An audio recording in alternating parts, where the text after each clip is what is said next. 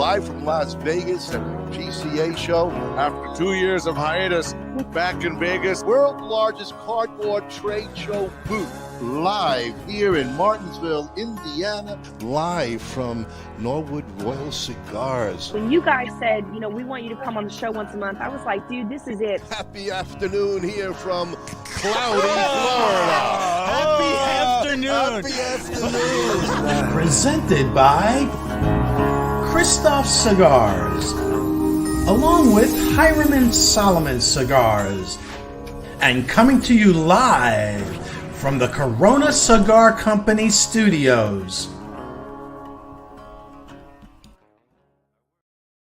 Good evening, aficionados, and welcome to another Great Lakes Smoke podcast show. We're back to good evening aficionados now, huh? Yeah. Might as well. Might as well, We can always go backwards, and we could go. How about good evening, happy aficionados? And they should be happy tonight because we've got an incredible show. Welcome, everybody. It's going to be a full house tonight. Not only the four choochers here, we've also got our whiskey co-host, Joe. We're going to have Mark Kaufman from Canada reporting in. He is the whiskey ambassador that we have. The whiskey ambassador? Wait a minute, Ron. I think he's the whiskey whistle. I don't think he calls himself the whiskey ambassador. Because the guy is incredible with everything that he is involved with. I mean, the guy is deep into it. So for me, he's an ambassador. If you want to call him a whistle, that's fine too. But to me, he's an ambassador. He knows a lot more than I do. So I'm proud to say that. And of course, we have the owner of Kristoff Cigars, Glenn Case, joining us. And we're going to be pairing an amazing cigar of his. We're smoking the 685. Yes, the 685 Woodlawn cigar by Kristoff. And that is going to be the cigar of the night, pairing it with a amazing whiskey that. Oh, come on, let's say the name.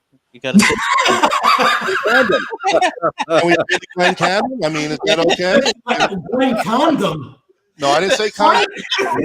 Glencadam? Don't put words in my mouth. I'll admit. Glencadam? I don't know about that. I'm going to take it. But Frank, since you said the condom, it's yours. Oh man. But with 21 years, folks, this is a very, very high-end whiskey. Very hard to find. And this we can't scotch thank is Joe. old enough to order its own scotch. Probably. It is. It is, Ron. It's of age. Absolutely. Of age. Absolutely. It Probably. is of age. I would think so. Probably. We don't know. But our boy Joe has definitely set us up nicely with this. We're very excited about getting the pairing on. We will be having Glenn on shortly also. In the green room, we will have the wonderful Joe, and then we'll have Mark Kaufman from Canada coming on. But just to let all you newbies know, who are we? Well, we are the Great Lakes Smoke Show. I'm Ron Pecorini. This is Kyle Jesso. How you doing there? Good the evening. man down below that we're standing on top of is my brother Bob, retired. And then the Chooch himself, the man who won't be talking too much tonight, little under the weather, but he's doing the best he can and holding production up. Our man, Frank. And as you can see, I'm properly socially distancing myself from Bob. So the great part of this is that Bob isn't sitting next to me, having to hear me cough and sneeze and do all those beautiful things. So, having COVID is not fun, guys. So, yep, I'm a two-time survivor myself. So there you go. Don't go for 3, please. No, I'm going to make it a triple. No. And then after a triple, the home run. Go for the Grand Slam. But as a Grand Slam, this show is a Grand Slam for I'm going to ask all of you, please, during the night and right now, hit the share button. Get everybody to know and check out this show. All right? Put the watch party on. Get it to everyone because the Chooch segment is going to be one of the best that I think we're ever going to do. This is a big one. All right? This is a big one. a 686, 89, 86 there, 85. You know what I'm saying? And the most important, 86, 89, 85. What the hell is going on? What are you giving your phone number out? What the hell is that? 555. And the Don V. So we're talking about a fantastic whiskey with 2 cigars and everything. I mean, this is going to be a tremendous giveaway. But Frank is not going to make it easy. And it's not me to make it easy because while you guys do that, I'm going to talk to my guest. Yes. He's getting Glenn on while we're doing that. Yeah. I guess I should. That's my cue to go to sponsors. I think so. Yeah. That was the cue. We're professionals. Very professional, I see there. And here's a word from our sponsors. Blue Smoke Atlanta is the vision of Robin Blue, founder and CEO, and represents an award-winning luxury smoking accessory line based in Atlanta and sold worldwide. Since 2019, Blue Smoke Atlanta's goal was to redefine traditional smoking accessories into a timeless collection of exquisitely handcrafted luxury products to include cigar pokers, cannabis clips, jewelry, and other awesome things. For an elevated smoking experience, visit us at www.bluesmokeatl.com. Before you light your next cigar, be sure to check out Cigar Medics, the makers of the patent-approved humidimeter. The humidimeter is a tool designed to display the relative humidity inside your cigar. With this device, there's no more guessing. Simply insert the probes into the foot or cap of your cigar, and you can instantly know if your cigar is ready to be smoked. Buy now on cigarmedics.com and see site for other cigar accessories. With the humidimeter, you'll know when to hold them and know when to smoke them. Experience the magic of Rockefeller Cigars today.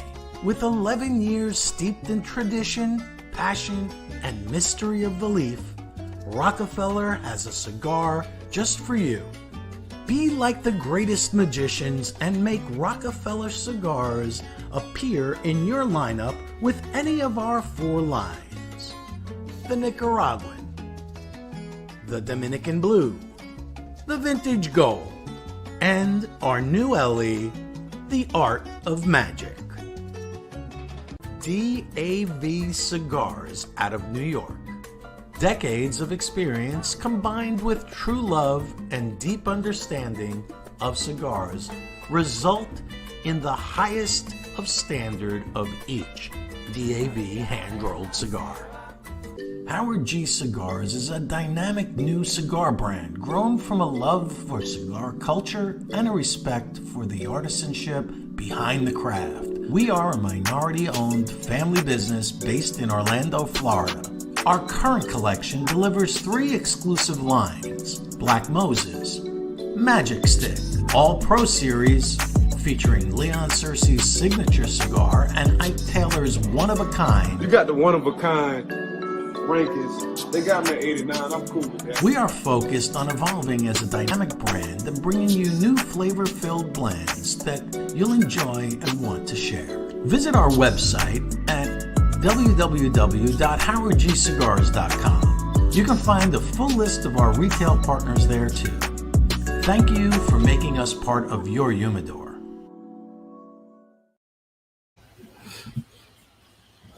We're back. And we are back. Now, bear with us, folks. We are trying to get Glenn Case on the show. Kyle right now is taking over the phone to walk him through it. So we will be getting him on shortly. We also have in the green room, ready to go, our co-host Joe, and I believe we're waiting for Mark Kaufman coming in from Canada. These are the guys that are talking whiskey to us, and we're excited to have them on board. We know we also were expecting our other co-host, Jerah, coming on board, but due to work purposes, he just couldn't make it, so sorry about that, folks. Like I said, we do have a nice crowd for you this evening, but as we all know, coming on live sometimes just doesn't happen. Technical you know, as good as technology is, there's always a little hiccup. And so right now, Kyle is outside trying to deal with Glenn, trying to get him on board, even though he says he's in the green room, but he is not. So, it must be like an alternate universe green room. yeah, it's somewhere down in Florida, I think. I don't know about your green room. I don't know. We have to welcome back Frank and Bob from last week's mishap that, you know, Frank was sick and Bob just couldn't figure it out. So, you know, technology is not for everybody, but we'll figure it out one way or another. So, again, Frank, thanks for coming on board as sick as you are. But, no, I hear you. Smart and doing everything you had to do. And we won't let you talk too much. I know everybody I know. In the Smoke the Chooch segment, because they want the cigars, they want the whiskey, and that's what I think a lot of people are going to chime into tonight, especially that whole whiskey crowd that Mark Kaufman and Joey G is bringing on board, because a real whiskey guy knows what this bottle is all about. And hey, Kyle and I just opened it. Look, I don't think so. I think Joe sent you a bottle with that much left in it because he knew if he sent you with any more, he'd be in trouble. But, you know, we have a lot of people saying hello to us. We've got Kevin Shahan on. Yes, hello, Kevin. We got Sabrina also. Bradley Harris, this guy saying, bring me on the show, put me on the show. Bradley, you have to wait your turn. What can I tell you? I wish I could say we were going, and then COVID struck, and literally being, you know, that I don't want to kind of, it's in that right at the end of my being able to get out there. I don't want to put anybody at risk. Nobody needs to have COVID if they don't already. So, you know, we had to pass, and it's sad, but I'll be there. You know, we'll be there. Bob and I will be there next year. Maybe we'll get Ronnie and Kyle down here to go to it too. But we're a little bummed out. I know I am. I know Bob is. But hey. Yeah, it's unfortunate. Things happen. What are you going to do? Yes, Alan Gold. Hello. Good evening. Yes. Hey, Alan. And Bradley, okay, we're gonna get to you, Bradley. We'll work on that for sure. And oh my God, a lot of people jumping on board, and we can't thank you guys enough for all the support. And share button, share. Let's get the word out for this show. Maybe we should bring in Joe. I think maybe it's bring Joe in. I think we need to. Glenn, I'm gonna like the cigar going. Yeah, and I wanted Joe to be on when we get this going. There he is. All right. Hey! Wow, look at him. He doesn't look like a bear to me. It looks like Cincinnati Bengals, maybe. Welcome to Joe Exotic TV and the Dementia Podcast. You guys see all this whiskey right here? Yeah, why is it filled up? It should be all empty. I'm never going to financially recover from this. That's okay, Joe. Once you get out, you can drown your sorrows. Hey, Bob, let me ask you a question. You like the big bottle of scotch, or do you like the small bottle of scotch? The big bottle. Oh, well, then you're not much of a bourbon drinker now, are you? Oh. Now, do you guys know why I breed and feed and train these beautiful animals right here? Do you know? Why do you? Tell us. Specifically to hunt down and destroy Green Bay Packer fans like Jerah. Oh, if she was only here to listen. Oh, what a wise guy coming in from Chicagoland, the wise guy making fun of Green Bay. You know? Joe, I hate to say it. Yes, we are living in Chicagoland, but you know, Green Bay, they are. Well, yes, I am, and so is Kyle. But Green Bay really destroys this Chicago Bear team. It's a rough team, guy. It's a rough team, and you know that. So what can I tell you? Those Green Bay fans, let them enjoy a little bit more until Aaron is gone. And then we can see if Mr. Fields can actually do anything with this football in his hands. We'll see. I think, Joe, is your new nickname Joe Exotic? We can go with Joe Exotic. What's going on, everybody? I'm Joe Galino from Chicago, representing the Whiskey Network tonight. How's everybody doing? We're doing fantastic, buddy. We're excited. And we wish Glenn can get on here. Kyle is doing his best to get him on. Oh, and, Mark for a was minute, on. I thought we had Mark in the green room, and he disappeared. I wonder if he has that Canadian connection, the internet problem that we had. Canadian Connection. I heard that was a very good movie. It was kind of like the French Connection. Yeah. That was about heroin or something like that. Could be. I think it's oil right now. Oil. You know why? They spell it. Do you know that whiskey is spelled without an E, just a Y, in Japan and Canada? That's how it's spelled. It's whiskey with a Y and no E. I wonder why. Because they're Canadians? I don't know. Because they're too busy using A. Well, that's Canada. What? I don't think Japan says A or anything. Japanese. I don't have an answer for the Japanese. I'm sorry. I can only. If we have a person online that speaks Japanese, you know what I'm going to do, guys? I'm going to light my cigar in the meantime because I'm anxious to smoke this. Joe's lighting his. Obviously, I can't light a cigar because I'm in the middle of coughing, and that wouldn't be good. No, unfortunately. No smoking for me tonight, but I shall partake. Oh, there's Mark. See, we'll add him to the stream. Before, yes. Now he's trying to back on again. I see that. There he is. Hello, gentlemen. He's waving his hands. Hey. Boy, Canada is so far away, and look how far away he looks from his camera. Yeah. I'm on the patio setup. So a big patio table. Better than the garage in the shed last time we had you. I can maybe come a little closer. Mm-hmm. We'll try that. Anyway, gents, sorry that I'm late. I've had some work issues that have cropped up, and they may crop up again, so I may have to disappear for 10 minutes or so. You do what you got to do. Joey G is going to hold the fort down for you. Sounds great. Yeah, that's all right. How you been, Mark? Very well. Been great. Yeah. Yeah. We finally have some really nice spring weather here. That said, we've got a weekend of rain ahead of us. So we've been battered by snowstorms, rainstorms, and then snowstorms again in the last couple of weeks. So it's been pretty crazy. That's all right. Well, weather is weather. No matter where you are, it could be good, bad, or changes every half an hour. It's just, it is what it is. We do the best we can with it. So, yeah, we had our first. This is the hottest day of the year finally here in Chicagoland. It was magnificent. I know Florida gets these days every day. What are you showing us, buddy? Oh, just the cigar we got going on today. Oh, okay. There you go. There you go. Yeah. And it's an awesome cigar. So thank you very much, Joe. Absolutely. I forgot to I think I got to get these little labels off, eh? Well, unless you want to scroll through it. Yeah, eventually they'll slide right off. For everybody who does not know, this is Mark Kaufman of Whiskey Whistle. He's got a YouTube channel under the name Whiskey Whistle. He's got just a small YouTube channel. Yeah, probably about 700 different whiskey reviews on YouTube. Over 1 million views, tons of followers. Mark, I will credit him for helping me develop my palate ever since 2015 when I got into whiskey. Thank you.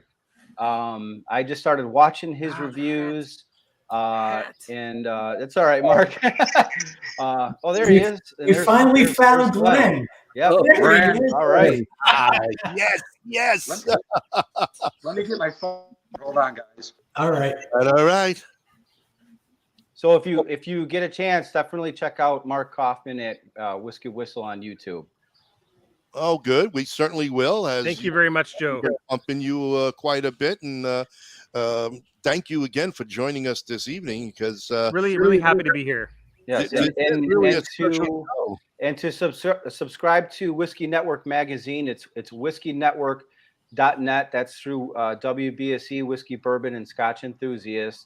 It's whiskeynetwork.net. It's free to subscribe to the magazine. It's a whiskey lifestyle magazine. I've been writing whiskey and cigar pairing reviews for the Sippin' with Stogies section of the magazine since about August of last year. I hooked up with you chooches, and Frank's called it a win-win situation. We're both getting better at whiskey and cigars together. So it's a. Did I lie? Did I lie? No, absolutely not.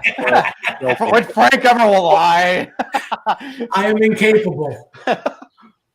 So what did I miss, guys? Other than just Joe and Mark introducing themselves, but hey, you did the most important thing. You got Glenn with us. Ladies and gentlemen, Mr. Glenn Case, Kristoff Cigars. Welcome, welcome, and welcome. Thank you for taking time and joining us there, Glenn. Appreciate it. Really. Thank you. Thank you. Good. Mute off. Can't hear you. Can't hear you. Let me try to. There we go. There we go. There you go, big guy. Gotcha. I see, you gotta love technology, right? This is nuts. Oh yeah. Oh yeah. It works when it wants to work. Exactly. That's right. I already got started on a beverage. Okay, well, you know what? Let's say celebration here. There we go. Ching, ching, cheers, ching. everyone. Cheers. Ching, cheers. Everybody. Thank you. Salute. That's good stuff. And while we're on that, I'm just going to get this out of the way here. Giftsonglass.net is the glasses that you guys should be drinking out of. That's Tom Simeone out of Michigan. He's the one who does these amazing etched glasses. This is the WBSE version. Here's the Whiskey Network version. You guys should have. Mark's got his Whiskey Whistle. Yep. There's a Great Lakes Smoke Show.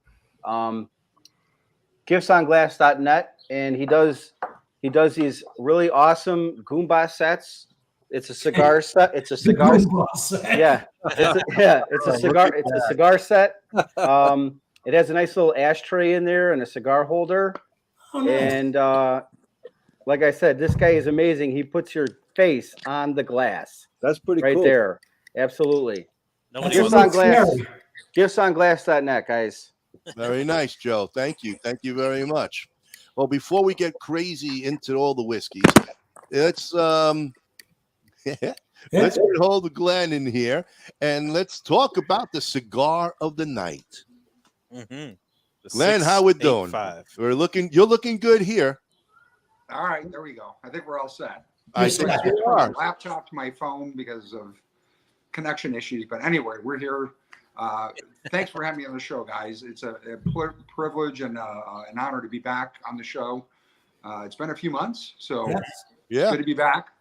Well, thank you for being one of our big sponsors, Glenn. We thank you very much for all the support that you've given us. So we're going to talk about the cigar first before we get into the pairing. Let's talk about tonight's feature. When did you come up with this? When how's it going for you? It's rocking. So we're talking about the 685 Woodlawn. Mm-hmm. Yep. I think I know somebody used to live at that address. Bernie must have spoken your ear or something, because that's exactly what it is. So that's the address I grew up at as a child. Nice. And frankly, I think it's the best cigar we make. But it's very limited production. We only make about 2,000 to 2,500 10-count boxes a year. That's it, because the tobacco is very limited. Wow. The wrapper on this is Cubra. The binder is far more rare than the wrapper. It's actually Sumatra seed grown in Brazil. Wow. The filler is Nicaraguan Dominican Habano. Okay. And it's at a beautiful cut Perfecto, which is a very traditional Cuban size, right? Yeah. It's a beautiful cigar, and with that shape, you just get the flavor transitioning as you work through that cigar. And we've got our two most qualified master rollers making all of these cigars in this size, and that's it. There's only two people making it: one buncher, one roller. So it's just an amazing cigar. So I'm going to light up now, if that's all right with you guys. Absolutely. Very nice. So, folks, we are talking with Glenn Case here this evening. Fantastic. I'm going to say a local cigar blend. Glenn doesn't live too far from us, Kyle. And I tell you, all the smokes that we've had so far from Kristoff has been fantastic. Fantastic. They burn well.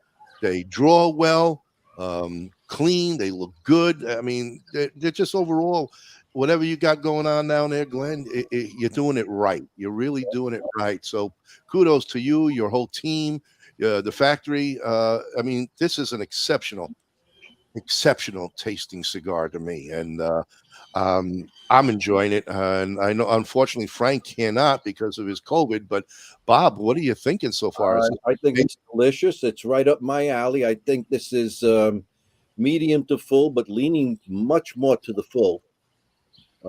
Definitely has some interesting notes. Peppery right up front, and yeah, a little bit. Yeah, a little bit, not much. No. Even the retro hill, it's very, very mild on the retro hill. Yeah, for me on the retro hill, it's very mild. I don't get a lot of spice, but you know, again, everyone's palate's different. So, and this is the amazing thing about cigars, right? So, when I blend a cigar and I describe it and write it up in our brochure, it's what I taste. Then I talk to people and they're like, "Well, I pick up apricot in this, or I pick up nutmeg." I'm like, that's an awesome description. I never picked it up. So everyone's palate's different. But yeah, for me, this is very little to no spice through the nose on the retro hill. You can sense it, but it's really not strong, not powerful.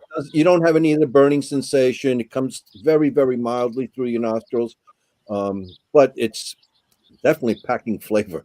Yeah, and it's good. It's really good. I call me crazy, but okay, crazy. All right, crazy. I almost taste more a little bit of like a little bit of like an earthy cinnamon undertone in this cigar. I love that. You're right. There's a definite cinnamon note in that, but it's sort of subdued, like you said, earthy cinnamon. I love that. That's great. Perfect. Yeah. Nice job, crazy.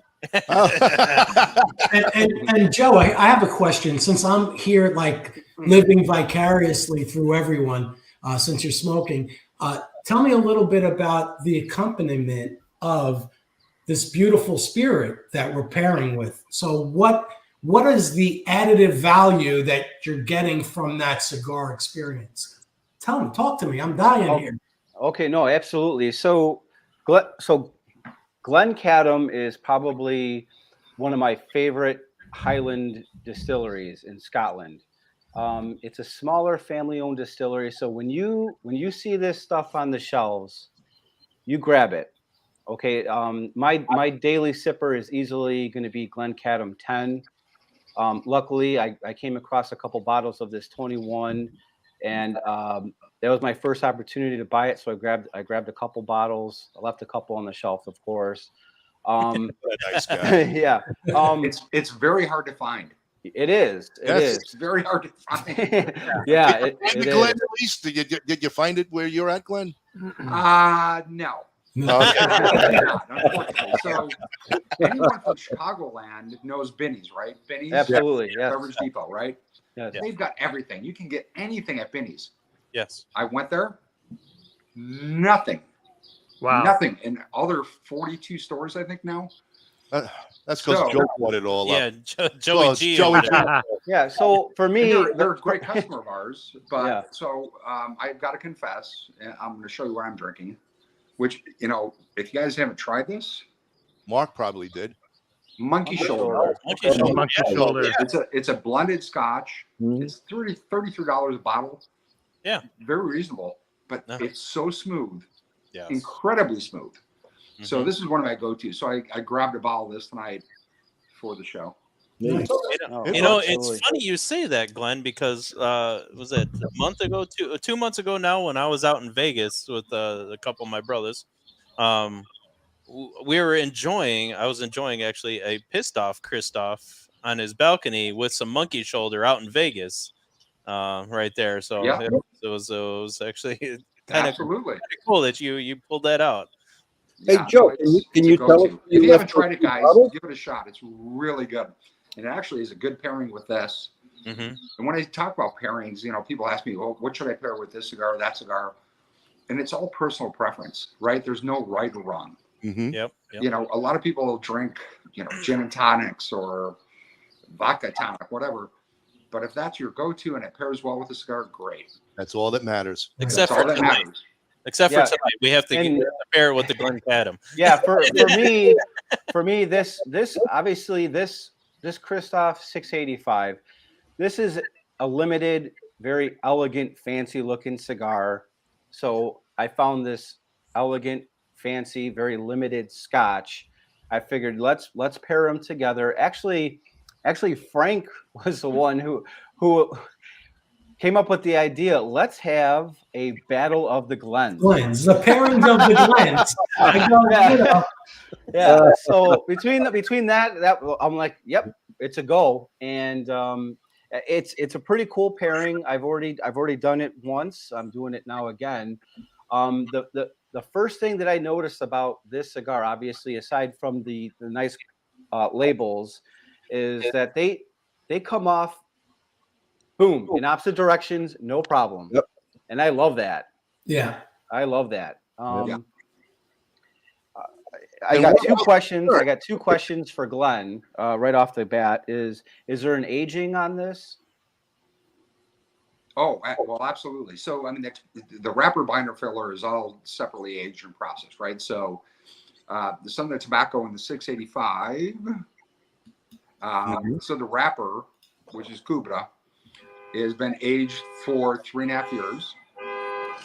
Oh, someone's car going on. They're coming to impound. I think that might be Joe's car. They're coming to What a perfect segue. Yes, he's beeping for a great cigar. Indeed. He wants one.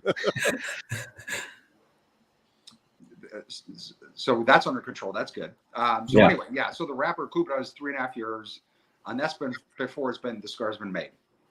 The binder, which is that Brazilian Sumatra, which is very rare, super rare. That's about 2.5 to 3 years, depending on the crop and the yield for that year. And then the Habano Dominican and Nicaraguan filler, we're also talking about 3 years and that. And then once the cigar is made, then it's being aged for 6.5 to 8.5 months, depending on, again, the cigar, the tobacco for that crop for that season. Right. So there's parts of the cigar that are 5, 6, 7 years old.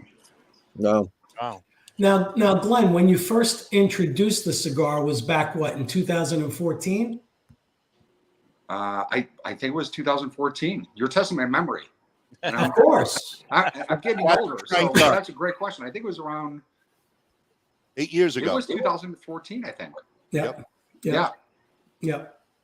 I love the shape of the cigar personally. I think it has that authentic Cuban-esque feel. You're just like, it's great. It is amazing. For me, it's amazingly smooth. The flavors are rich and sweet. So the center of my tongue, I get big sweetness on it. Like I said, I don't pick up on the retrohale any spice really that I can pick up. It's just very sweet, creamy. There's some cinnamon, which you had mentioned before. A little. I do pick up a little nutmeg, kind of a baker's spice note in this cigar. Yeah. But it's incredibly smooth, and thank God. Fortunately, the sales on this cigar have gone through the roof. I mean, we cannot keep up with demand. I mean, and the price on each cigar. Tobacco. What's the price point on like one cigar? Give or take. MSRP on this, and this is the most expensive cigar we make, is $14. That's it. Really, that's nothing. That's a reasonable price tag for sure. Yeah. Right? Yeah, nowadays, it's like $14. All right, that's a very reasonable number. Well, today $14 is $7.50 of a few years ago. Yeah, that's the price point, plain and simple. I've had more expensive cigars that have tasted way worse than this. So, well, I was going to put out a question to Mark out there. I see. Is he auto muted? Let me unmute him. I can't. Mark is unmuted? No, he's muted, but I can't unmute him. I want to. Am I good now? There you go. Okay, yeah. There we go. Yeah. my daughter came out and she was yapping at me for smoking tobacco. So, all right, we thought you were the car. Mark, we're just glad to see that you're not in your ice shanty this time. You know? Well, that's where he was. That's where I was. All the bikes smell like cigars now. It's a beautiful thing. That's good. It's better than a Yankee Candle, I can tell you that. But I've got a question for Glenn. So I was trying to find this in Canada, and the local shop here, which is Thomas Hines in Winnipeg, they do carry your wares, but not this particular one. And I think that's a shop that you'd probably really like to, I don't know, maybe send a few boxes in the future. If that's your top of the line, I think they would really do well with it.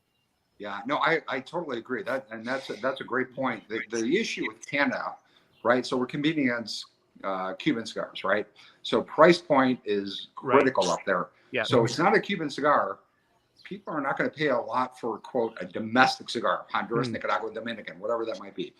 So it's a challenge for us, but I would love to get in there. Absolutely. And then so I think the solution there, that want to try it, and to your point, to ask them to carry a box or two. It's they're 10-count boxes. There's nothing to it. I mean, if they get it in, they're going to sell lots of it because they're the only real shop in town that does high volume. They opened up a new tasting room. So suggestion is maybe you want to come up to Winnipeg, and I'll help you and put on a little cigar, Kristoff cigar and whiskey tasting. Ooh. I like that. That's a great idea. Wow. So during COVID, to that point, I did virtual events with Canada, which was very cool. It was actually awesome. So we had people as they walked in the store and walked in the humidor. They had the big screen TV with my ugly mug on the screen, and I was talking to them, and it's been fun. And Jerah, our executive vice president of sales, he's done a bunch of tours up there and a bunch of events. So we'll have to work that out. Thank you for bringing that up. We'll definitely for sure. Has the travel between the U.S. and Canada lifted a little bit? Because I know for a while you went to Canada, there was like an immediate 2 week before you could do anything. Right. So now it's totally back to normal. Okay. I think the only thing you have to do when you enter Canada, you have to fill out the Arrive Can app is all, and it takes about 2 minutes. You just upload your particulars and you're good to go. Hey, Mark, we had a question by one of our listeners here, Bruce Stark. What is the name of the cigar shop again in Winnipeg? So the premier shop is called Thomas Hines. Thomas Hines. Okay. And I'll tell you the website name. Let's just see here.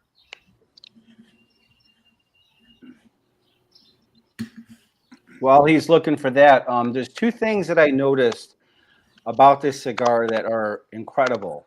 The first thing is the foot smoke odor. I could smell the foot smoke odor like all day.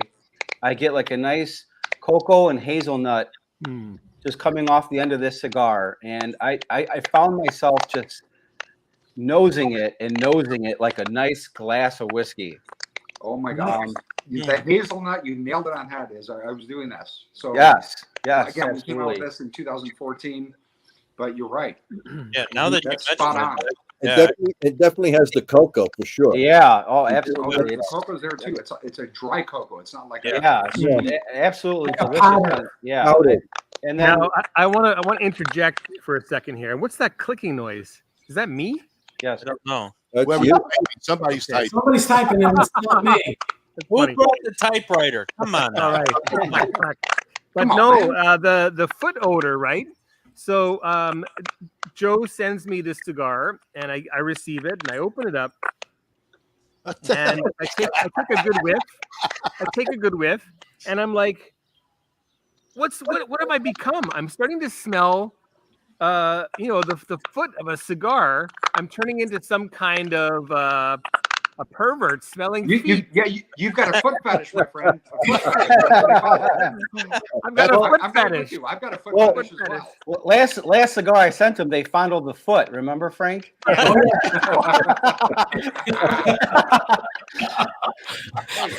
listen, ask my wife. Customs fondled the foot. But the second thing I noticed about this cigar, which I've never experienced before, is I found myself retrohaling this cigar more than I've retrohaled any other cigar. It was just easy breezy and amazing flavor. Yep, very easy. Exactly. Glenn, you got a winner here, man. You really do. It's he knows that.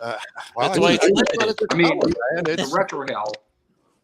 And for the listeners out there, a lot of people, and I get this asked all the time, how do you retrohale? And I don't know how to describe it, but it's like pushing your tongue to the top of the roof of your mouth and just blowing out your nose. Yep. But if you can master that, you pick up more flavor notes on a cigar than any other way. Yep. That's where you pick up all your subtle flavor notes is through the retrohale. So I appreciate that comment. You're right. The flavor notes on the retrohale are just smooth and creamy, cocoa-y, nutty. Yeah, and while we're in the first third here, I'll just run you through my notes. Smoothest initial draw. Okay, it was like, I describe it as, it was like butter melting in my mouth. Okay, both bands, again, like I mentioned, they slid off easily in opposite directions. There was an immediate burst of big oak and wood flavors that I enjoyed. Again, the retrohale for me, it was a little spicy punch, but with a bold oak flavors and a hint of French bread. Ooh, I like it. I love the oak and French bread. Right. Yes. And I love French bread. So that is the first time I've ever heard that. French bread. I got a bagel with everything on it. It's definitely creamy and palate coating. I get in this third here, especially on the retrohale, I get like a little cocoa and saltiness on the palate too. Love it. I think a great description.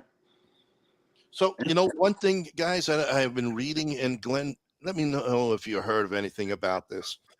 With the FDA ruling that came down about 2 weeks ago, they're one of the facts, I think like the third point that they were looking at was talking about flavored cigars, that they're looking at what is going on in the factories and what could be added to tobacco to add all these notes, even though it's a leaf that comes out of the ground, to say, can this hurt the industry? Can it hurt you? Can it hurt us talking about all these flavors that's in there and notes? I love this question. So there's an update coming from PCA and CRA this week on exactly that point, flavored cigars. So if you looked at our old shelf talkers, right, our cigars are not flavored, they're not infused with flavor, but we would do a description on the shelf, built-in shelf talker on the we call it box talker, that would describe notes of hazelnut, spice, cinnamon, whatever it might be. We deleted that because of FDA, because there's no distinguishing flavor in tobacco by itself. Now, if you get into infused cigars, vanilla, chocolate, cherry, whatever it might be, Drew Estates, God bless, it's an infused, it's an undescribable flavor because it's herbs, botanicals, and oils. So it'll be interesting to see this update coming up this week. It's literally coming up this week on flavored cigars. Yeah. And again, it's all about targeting underage smokers, right? That's what they're going after. Yeah. We know premium handmade cigars, non-infused, non-flavored, the average age of the smoker is 34, 35 years old. So it's not an issue. But when you're talking about flavored cigars, and that includes Philly blunts, right? which can be used for a lot of different ways. But that's not the premium cigar industry. And so we, as an industry, premium cigar manufacturers making flavored cigars have been fighting against people like Philly Blunts. We are not Philly Blunts. That is not what we do. Good. You don't buy an $8 or $10 flavored cigar to hollow it out and put pot in it. It doesn't happen. So I'm very curious what happens this week. It's literally, there's a meeting this week. I just got the email today. What that's going to look like and the current kind of viewpoint or ruling on that. Yeah, I know Glenn Loop is supposed to be going to court this week with the team to try to get things happening and straighten things out. I know their biggest problem that they're going after is menthol cigarettes or menthol anything. Yes.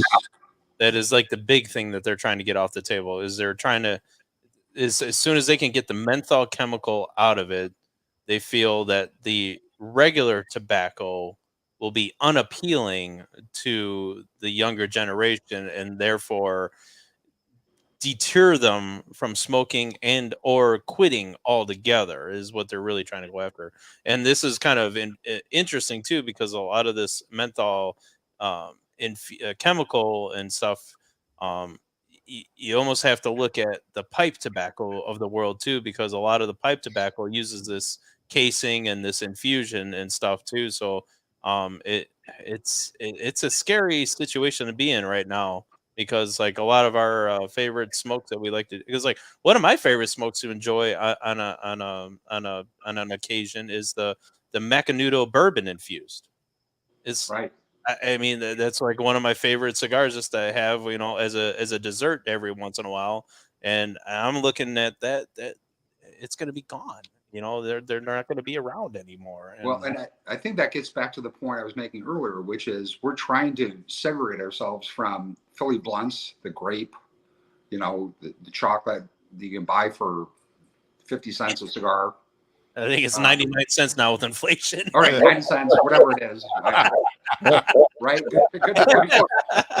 But that's literally it. So there are flavored cigars that are still in the premium cigar market, handmade. Yeah.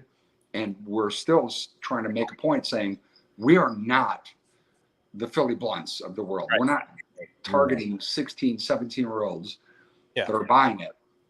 They're still paying $8 or $9 for $10 for a premium handmade flavored cigar.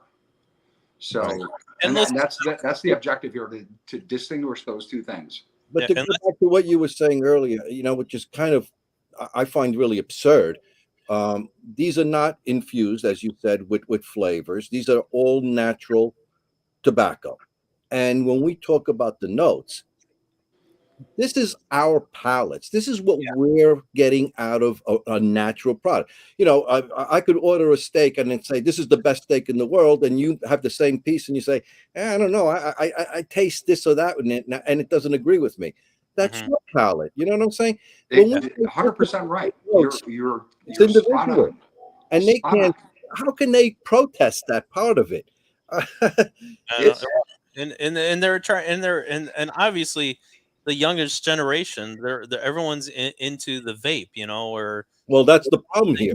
That started this whole problem, and it is. It exactly is what had started this whole FDA ruling coming down, is the vapes, because you know, kids out there are going around vaping up, and they're vaping cotton candy, bacon and eggs, and I mean all these weird ass flavors. So outlaw the vape, outlaw that, just plain and simple, and then we get rid of the whole headache. Yeah. You know, I think one of the similarities is when we're talking about our impression of a flavor profile. It's similar to someone who's drinking wine.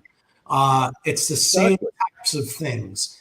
It's a fermented product that gives you flavors based on the fermentation, and it's a natural product, nothing being added. Yes. So that is the absolute perfect analogy. Wine is the absolute perfect analogy to cigars. Right. Different grapes, different regions, different countries. Yep. All natural, just like premium handmade cigars. Or whiskey. Natural whiskey. You got whiskeys from all over the world, different regions of Scotland, different states here in the United States, Canadian whiskey. But check out the construction on this cigar, guys. Look at the ash on this. Look at this ash. Right? And I just hit mine off, but it's just unbelievable, man. It's and what a cool burn. I mean, I can put my fingers literally on the ash. You can hold it right there. It is cool. There's no burn right there. No. And Glenn, we have to introduce this cigar a little bit more, because obviously I research these cigars before I review them, and I pair them with the whiskey. But the 685 Woodlawn is your home address. Okay. Your goal, and correct me if I'm wrong, your goal with this cigar was to bring consumers back to those nostalgic childhood memories of their home life. Does that sound about right? That's a great description. Yeah, and it's when we came up with this cigar, it was something special, right? And it's very rare tobacco. It's hard to come by. It takes a lot of aging and processing. So the intimate story behind that is 100% right. It's where I grew up as a kid. Fond memories with my mom and dad and my brothers, and it's brought back very fond memories. Yeah. So there's a nostalgic component to that, which is spot on.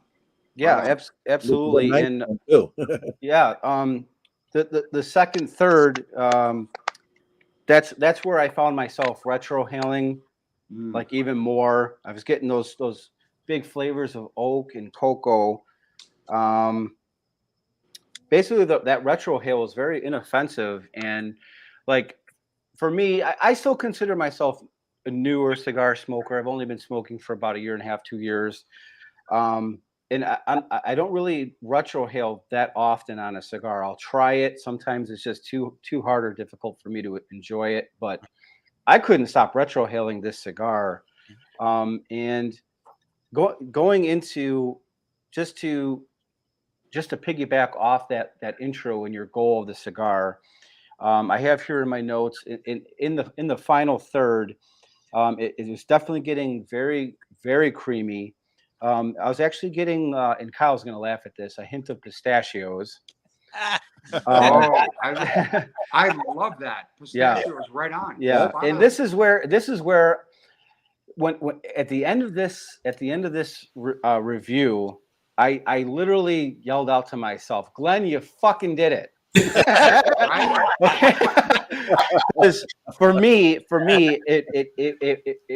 this is a special dessert cigar on my palate, and it reminded me of a special cannoli cake that my family would get when we would have a nice family dinner, and it specifically reminded me of the cannoli cake covered in finely chopped walnuts or pastries from the old Galewood, Chicago neighborhood Domino's Bakery, which is now closed.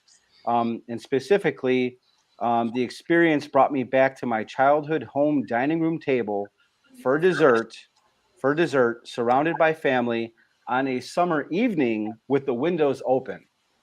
Wow, that was pretty specific.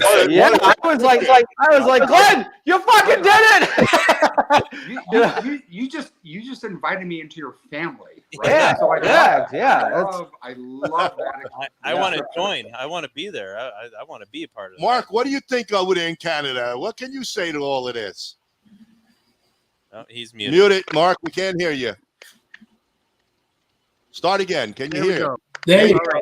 It's a very nice cigar. One thing that I'm having trouble with here is it's a little bit windy. So I'm trying to pay attention to you guys, and I'm neglecting my cigar, so it keeps going out. So I've now lit it, I guess, about 4 times. So that's I should just hang on to the thing and just keep it in my hand the whole time. Good idea. I'm kind of curious though, Joey. Would you say this is velvety? I'm going to get into that. It actually is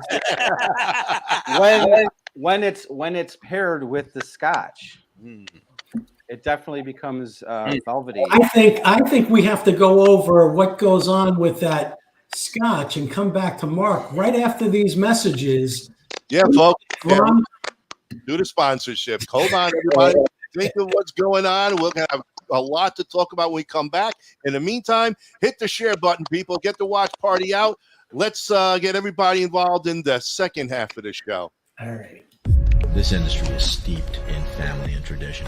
You know, there's generational stuff, and I see it over and over, and yet I didn't come from that.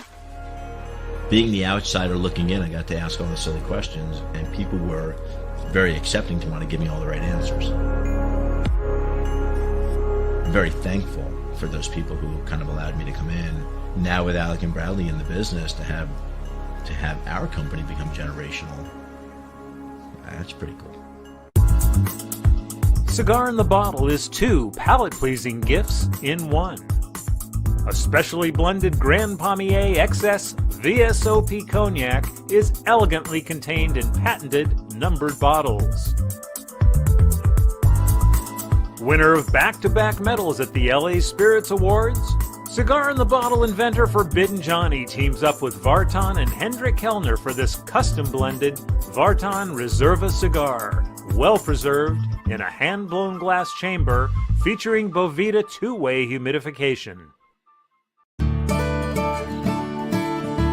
This is Phil Morgan, General Manager of Missouri Meerschaum Corncob Pipes in Washington, Missouri. Our mission since 1869 has been to produce great smoking pipes that anyone can afford. We guarantee our pipes won't be your most expensive, but they just might be the ones you smoke the most. At Missouri Meerschaum Company, we don't just sell our corncob pipes, we grow them, make them, and smoke them. Missouri Meerschaum, Washington, Missouri, since 1869. At Norwood Royal Cigars, we have the biggest walk-in humidor in the Midwest. Our 1,500 square foot humidor is home to almost 4,000 different cigars that will meet the need of any cigar enthusiast. We have boutique blends to the more traditional selections and everything in between. From the novice beginner to the aficionado, the knowledgeable staff at NRC will find the perfect cigar for you. Located on the northwest side of Chicago, we want to be your shop for all your cigar wants and needs. As always, at Norwood Royal Cigars, light it, smoke it, love it. Years in the making, the Chief cigar was born, blended, boxed, and released to market on June 26, 2015. This cigar was developed by former fire chief, firefighter, cigar aficionado Ken Dorbecker, and has grown into a signature firehouse cigar line. All engines respond. Including, of course, the Chief, a Nicaraguan Habano blend, Proby, a Connecticut Shade blend, All Hands, a Maduro Mexican San Andreas box press, and the brand new Fire Pole, a beautifully crafted San Andreas Habano barber pole. Join the Chief family and make us part of your humidor. And we are back. Oh, Mark's got his Whiskey Network hat. Very cool. Nice. We're looking Very at nice. neck for a minute. That was Yeah. good. Bob was giving us the neck shot. I was turning my fan on because I'm pretty hot. So talk a little bit more about the bottle. What do you think? Yeah, you know what? I'm gonna let Mark let us get into the whiskey. But before we get into the whiskey, I'm just gonna remind the audience of tonight's big Smoke the Chooch giveaway. Okay, we're gonna be giving away the pairing, an entire bottle of Glencadam 21. Wow. Okay. Nice. Wrong person. If you are a Scotch lover, a Scotch nut, a Scotch addict, what have you, you know you're trying to get your hands on this bottle. So we're gonna be giving away the bottle. We're gonna be giving away the 685 Woodlawn cigar. No, he said he's just given away just the bottle, so that means no liquor Could be an inside. empty bottle. Yeah. And we're also going to be giving away the famous DAV cigar by Norwood Royal Cigars. This is Vic Shaw's personal blend in collaboration with Oscar Valladares. It's all Honduras, filler, wrapper, and binder. Features a Corojo wrapper. You get it. This cigar, you also get a nice little cocoa on it. Very awesome cigars, only $12. NRCigars.com. So again, you're getting the bottle, and you're getting 2 awesome cigars tonight, guys. So stay tuned for the Smoke the Chooch segment. And share with all your friends. Increase your opportunities to have a friend get your hands on this bottle so you guys can enjoy it together. And knowing Joey G, there will be a tracking number with that too. Oh, he'll give you a tracking number. He's going to want to know where that bottle ended up. Or I'll hand deliver it. We'll Is see. that sort of like stalking? You got to stalk someone that wins it? Joe does that well for a living. Yeah, exactly. I'll tell you, Joe, this really pairs beautifully with the cigar, though. Just so you know, I poured this about 40 minutes before showtime. Good for you. I was gonna say you really need to pour a nice old Scotch like that well in advance of when you're actually going to be sipping it. Yeah. For this one, probably at least 20 minutes, but 40 minutes or longer could be very beneficial in terms of how much you enjoy that whiskey. Oh, I'm enjoying it quite a bit. Now, Mark, about that story about having it aired out. Explain that to the audience. Okay. So you've got a bottle that's been closed. Either you've opened it already, or it's a brand new bottle. But either which way, there's very minimal air and whiskey interaction going on, and so you do want the spirit to have a little bit of interaction with the air to get some oxidation going on, and that can basically make it more enjoyable. You'll get more flavor out of it. It'll be more flavorful, and I think very little harshness. You won't notice the alcohol as much. You won't get the nippiness as to when you just pour it and sip it right away. And for an older whiskey, you're giving it the time it needs to acclimatize to the environment in which you're sipping it. So if you're out of doors, it's going to get to the right temperature of the ambient temperature where you are, and you'll enjoy it more. Is the idea. What about a drop of water? Before, Frank and I both tuned into the same note instantly. When we poured this, Frank and I both said the same exact thing. The smell, the note that we got right off the bat was of pears. Pear. My connection's a little bit jumpy. Yeah, it's amazing what the. I don't think I've ever had a whiskey that smelled like pear. Doesn't taste like pear, but wow, it was amazing. Mark, were you able to understand that? Did you get that? What Bob had mentioned? I caught a couple of points there, but not the full flavor of Bob's comments. He said that when both Bob and Frank, when they first grabbed Hope, the scent right away was like a pear right away, right from the get-go. Oh, definitely, yeah, very very pear-like. Yeah. You'll also notice that there's some leather aromas, something kind of like imagine like an old university library with wood shelves and old volumes. And you got that smell of, well, actually it's a smell of paper that's slowly rotting. But it's an interesting smell. The smell of a Bible, for example. It's got a particular aroma, and it's like the older the Bible is, the better the smell. For my friend, you're very deep. I love this. But listen, I'm a strong Christian, so I love the smell of a Bible. There we go. Very impressed. Right. I've got this little guy in here somewhere. There we go. Whoops, you can't really see it. And I'll just mention real briefly about Glencadam, and this is probably why Glencadam is one of my favorite Highland distilleries. And this is on the back of the bottle right here on the 21. The Glencadam has operated 2 pot stills since the beginning in 1825. An unusual feature about their stills is that their lye pipes run upwards at an angle of 15 degrees versus everyone else's, which run downwards. The belief is that this helps produce a particularly delicate and mellow spirit, which after maturation yields sweet and fruity notes in the pot in the final product. This particular Scotch has consistently received high ratings.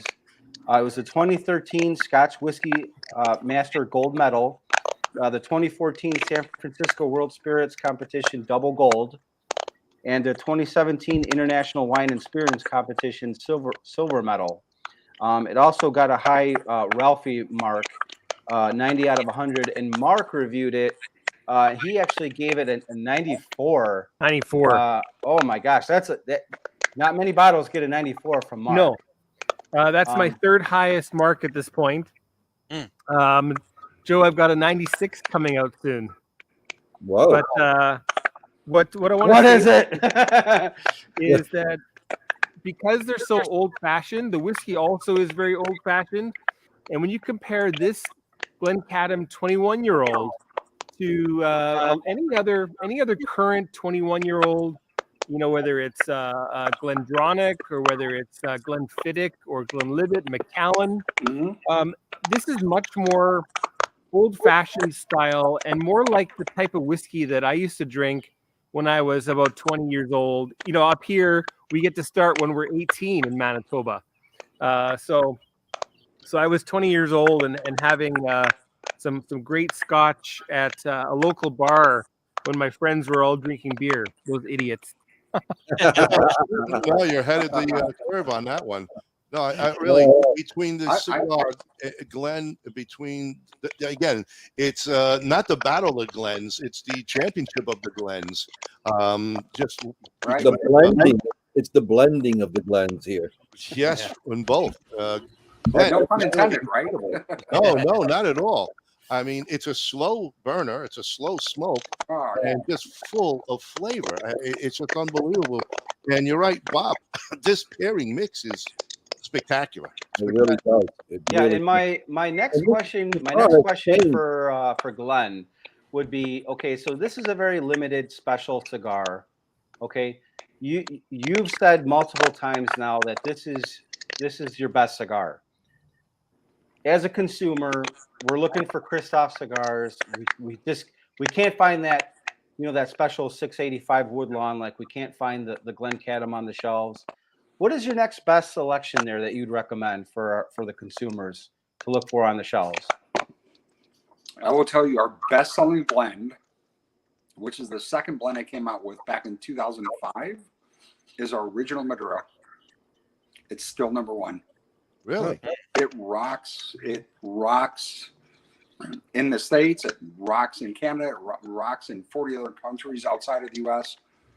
It is our best-selling blend. Believe it or not, followed by our Connecticut. Our Connecticut just is insane. So it's interesting. Then the Vengeance is right there. If you haven't smoked their Vengeance, which is a broadleaf Connecticut, excellent, delicious cigar. I mean, got tons of high ratings and blah blah blah. But it's a great cigar. I mean, I like the Piss Off too. I mean, I think the that's Piss Off. I like the third best-selling cigar we have. It's the third one. It's a very good cigar. Actually, one of my favorite Kristoffs, other than the Maduro and the Pissed Off, is the Sun Grown. I really like that Sun Grown one. It's a really nice one. Really nice medium body to it. It burns great. It's kind of like an all-day type of smoke. Glenn, where can people get your cigars if they're brick and mortar or nearby? They can't get it. How else can people get the hold of your cigar line? So there's a couple ways they can get it. You know, of course, we deal with all the online guys, Jerahs, Thompsons.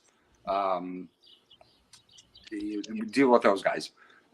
You can also go on our website and click on where to buy, and you type in a zip code and a radius, a 5-mile radius, 10-mile radius, whatever you want, and it'll tell you who carries Kristoff. But yeah, there's all ways to get Kristoff cigars. I think you can even go to our coronacigar.com. Are you in Corona Cigar Lounges down in Florida? No, not yet. Jeff yet. doesn't live with us, but we could do more with them. But yeah, they carry a little bit. Yeah, we'll get Bob and Frank to get on Jeff's butt down Yeah, there. yeah. They're on there like 4 times a week. They're cappuccino bourbon stop. I'll send you boxes of cigars if you can get the shelf spacing on with Jeff. That'd be great. See, there you go. Great. Absolutely. That sounds like a pretty good offer. Yeah. I tell you, what though, this smelling this scotch. I mean, I get like fruity notes, and one of the things that I tried to do, and a couple of my good friends from the Crowded Barrel down in Austin, what they tell you to do is take some of that scotch in your fingers, put it in your hand, and rub it out, because that's going to get rid of all the alcohol in there, and all it's going to be left is your notes. So if you're sniffing your hands, you're getting just the notes of that scotch right out, and then that fruity essence really comes to the forefront when you do that. Kyle always smells his hands when he rubs it out. Let's keep it clean, guys. You ain't living unless you're doing it. But I love the thought. I'm glad there's a family still here, you know. The other thing. Credit to Joe here. So, oftentimes when you see people pairing a scotch or any whiskey with a cigar, they're often going with something very heavy, like a sherry cask, or some people with peated Scotch whiskey, some with really, really oaky bourbons. And here we have this I don't know, medium spicy, full-bodied cigar, which I think I tried to interject back a while ago to mention some of the notes that I was getting on the retrohale. And even now, as I'm smoking this, I'm about halfway through, not quite, but I'm getting some real nice cardamom, which is a sweet spice that is almost a little bit lemony, but it also, I mean, it's right up there with cinnamon and nutmeg for being a sweet spice. Mm-hmm. And then you've got this really interesting citrus and a whole host of fruit going on in the glass here. And this will be all bourbon cask or very minimal sherry cask in this glass. So that's a really unusual pairing, and not many people would try it. Joe did, and I think it's a magical pairing. Yeah. And for everybody who's watching, if you've got yourself your Kristoff 685 Woodlawns, if you're going to buy yourself a case, which you should definitely buy yourself a bottle of Glencadam 21, because that's going to be unreal for all your guests, for all your buddies. And the final comment I want to make here is we've got an upscale cigar. That's not a cheap cigar. That's going to be about probably $22 or $24, maybe more here in Canada. Yeah, maybe more like 25 or 30 even. And you've got a dram also that's about 200 and something a bottle. So they match in price very nicely, and anybody would be thrilled to be offered a cigar like this and a dram like that. I mean, that's if you haven't sealed the deal with your client, that's going to seal the deal right there. But I'll add to that, Mark, a little bit here. This is actually, I mean, it's a very fancy, elegant pairing, but I'm going to call this a fancy pairing for your blue collar worker, because it's all very affordable. The stick is only $14 here in the United States, 22 Canadian. And the Glencadam 21, all their expressions are very well priced. This bottle actually retail was about $160 for a Scotch aged 21 years. Wow. That's pretty incredible. Oh yeah. And paired with the cigar, I mean, you're not breaking the bank basically. If you're looking to impress somebody, but obviously you're not at the level of getting that Macallan 25 and some big expensive Cuban cigar or something like that. This is for your when you're looking to get fancy, your everyday Joe Blow working citizen that's working hard and wants to just drop a little bit of extra money this is where you go to. Absolutely. To be honest, this is more enjoyable than a lot of the Macallans. This blows Macallan 18 out of the water, and I think it'll give Macallan 21 a run for its money. I would think so. I can't wait to try it. I'm so disappointed I couldn't buy it at Benny's, which they have everything, guys. I'm telling you, they have everything. Yeah. That's where I got it from, Oak Brook location, though. There you go. Right, exactly. Oprah. Yeah.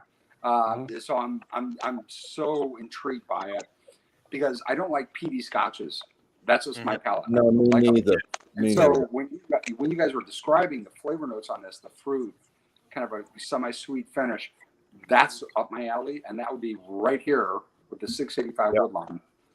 And yeah, and for me, paired with, this is in my notes here, paired with this Glencadam 21 in this cigar, there was an incredible chocolate-covered marzipan flavor woven into tropical guava fruits, along with big green banana and pineapple notes. Good move, man. I think you just had an orgasm. Describe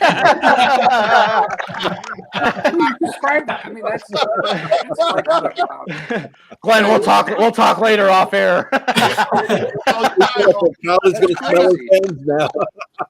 But the rich, lingering whipped cream and honeysuckle covered key lime pie finish is velvety. There you go, Frank. Velvety. And this is going in the review, Frank. With a nice hint of butterscotch and spiced vanilla toffee. Hey, talk about the review. Tell us a little bit about when we're going to be able to read this, so this way Glenn could also see in writing itself what's going on. Yeah, definitely. It's going to come out June 1st. June 1st. All right. June 1st. We definitely got to get everybody reading this. But that's in the Sippin' with Stogies section of the Whiskey Network magazine, which you can subscribe for free at whiskeynetwork.net. Glenn, if you want to jump on there, it's free. Every first of the month, it goes directly to your email. Love it. There's whiskey recipes, all the updates on whiskey. Mark Pruitt actually does really cool articles on combining rock music with whiskey, and he interviews a lot of like rock artists. And then you have obviously your Sippin' with Stogie section of the magazine where we do pairing reviews. Myself and Camille Forte, we're the whiskey and cigar pairing reviewers. We do one article a month, and her format is actually what I bounced off of to research and learn about reviewing these cigars properly. So cheers to her and kudos to her for helping me with learning how to properly review these cigars. By the way, yeah, I just want to throw this out. The popcorn you've been listening to is actually coming from Glenn's mic. I just figured it out. I have him muted, and you don't hear any popcorn.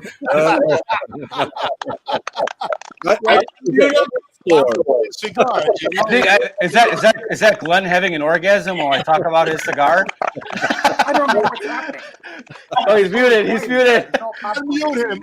No, it's not him. He's muted, and we still hear it. No, he's muted. He's not muted. He's unmuted right now. So now he's muted. I muted him, and his popcorn machine stopped. Yeah, I'm curious what the fucking climax is going to sound like. Put him back on. Put him back on, Frank. Oh, I'm trying to get you back.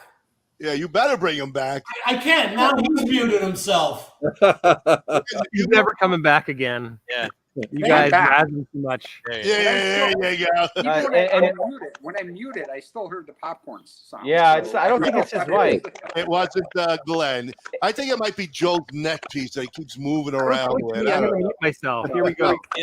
Since we're into this is our whiskey pairing episode, I got kind of a little interesting tidbit about these glasses here, because it was just brought to me light recently about how you pour a dram perfectly into these glasses, and it comes down to right where I'm at is actually at the where it should be as a perfect pour, because if you see here from the base to the big bulge here on the glass, if you tilt it on its side to where it's level, the whiskey will come right to the tip, and that is a perfect pour on there.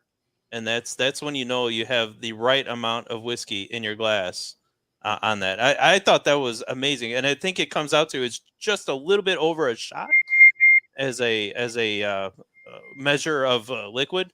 So for those that don't have a shot glass at home that might have one of these, if you pour it and you can lay it on its side to where it comes level and the whiskey comes right to the tip, that is your perfect measurement right there. Yeah, all I know is Tom says. I just want to tell Jeff, yes, I'm on. All right, so when you're drinking that scotch, which trust me, I'm going to buy it when I can find it. Is it neat, or a couple drops of water, or one ice cube? What do you guys prefer? A couple drops of water. Couple drops Just of a couple water. drops of Couple water. drops of Right? water. Yep. That's it. Yep. Yeah, Yeah, given the age of this whiskey, you wanna give it some time in the glass. Typically, for every year in the barrel, you want to do a minute in the glass before sipping on it. Have a couple nips of it, neat, and then add a couple drops of water, as they say, to open up the bouquet. And that'll just, you get way more flavors out of the whiskey, especially the older whiskeys like this. I love it. I'm so disappointed I didn't get the whiskey tonight. The scotch, sorry. I'm so It's all good. Well, if you came over here, Glenn, we would have had some. Glenn, I would have got you. I would have got you a sample. I would have come over, and I'm like, No, Glenn, I would have got you a sample. No problem. But these chooches told me last minute that you were going to be on with us. Man,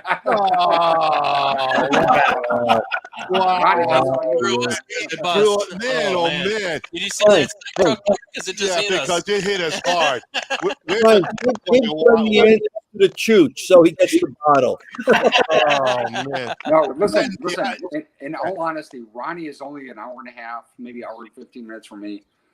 We did the last show at his house. Beautiful, awesome. And I could have done it, but I had a ton of stuff going on today, so I couldn't make it there. Yeah. Another so, time. Ronnie, I apologize, brother. No, please. Man, anytime, towards the end of the year, come on up. We'll have another dinner again, and we'll drink. We'll have this bottle here, and we'll drink, and we'll smoke some this more. This bottle ain't going to last. Well, then I got to find another bottle. We'll find it together, Ronnie. Come on. We can do it. We go. We will. I think one more pour. I think, Glenn, you have your secretary working the keyboard in the back. That's exciting.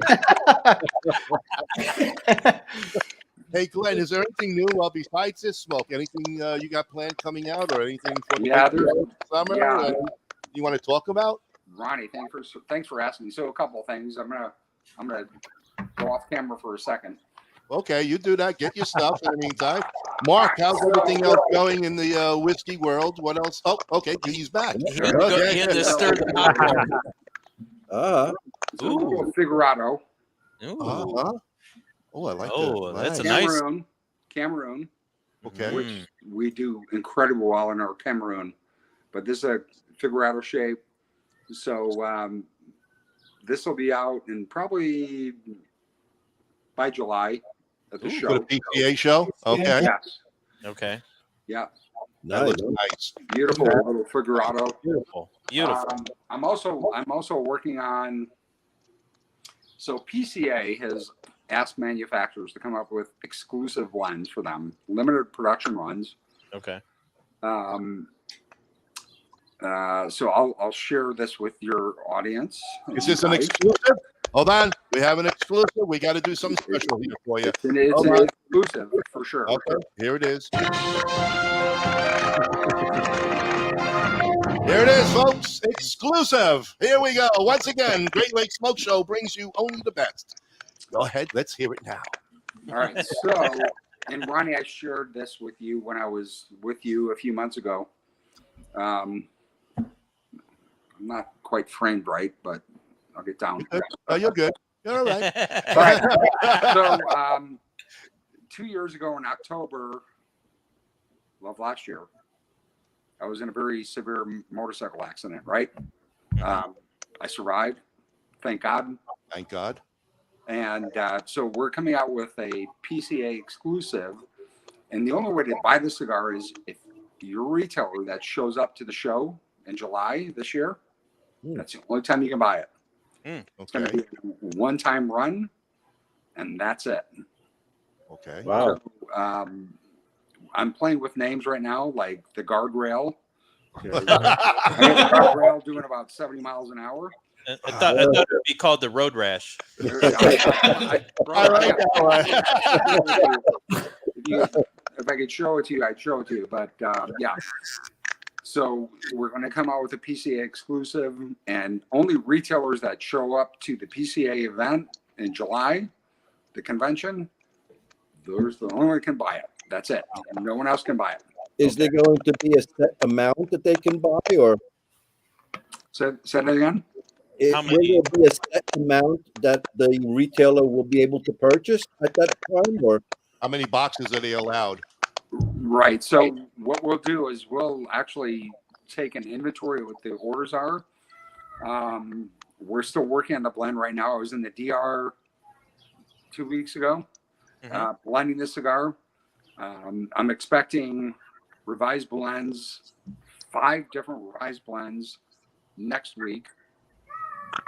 So we're going to refine the blend and then feed the information out to PCA in terms of what the actual blend is and flavor profile and all that. So wow.